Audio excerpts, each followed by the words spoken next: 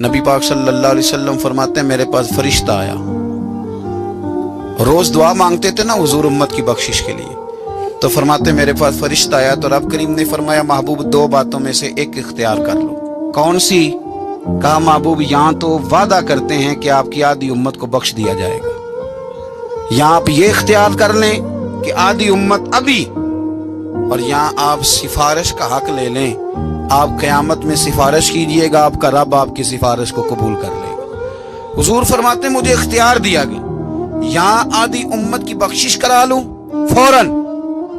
सौदे होते हैं ना बड़े, ये भी अनोखा सौदा है जो रब करीम अपने महबूब से फरमा रहा है कि यहाँ अभी आप इख्तियार ले लें, आधी उम्मत बख्शी गई। तो रसूल करीम सल्लल्लाहु अलैहि वसल्लम फरमाते हैं मैंने कहा नहीं मालिक आधी नहीं, तो मुझे सिफारिश का हक दे, फिर जिसकी मैं सिफारिश करूं तो कबूल फरमा। फिर पैगाम हक आया कि वाला सौफ युतीका रब्बुका फतरदा, महबूब जिस तरह आप कहेंगे आपका रब आपको राजी कर देगा।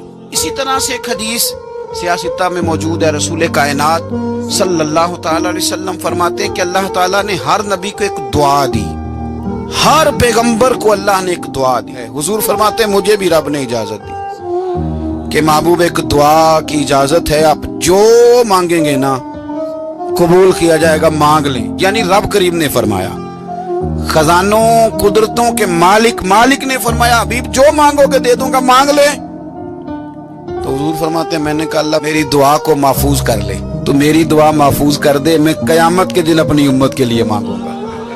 वो जो हर नबी को चांस मिला था कि एक दुआ, मैंने कहा था फिर कहता हूँ और रहमत की उम्मीद करते हुए कहता हूँ कि दोज़ख में मैं तो क्या मेरा साया न जाएगा, क्योंकि रसूल पाक से देखा न जाएगा।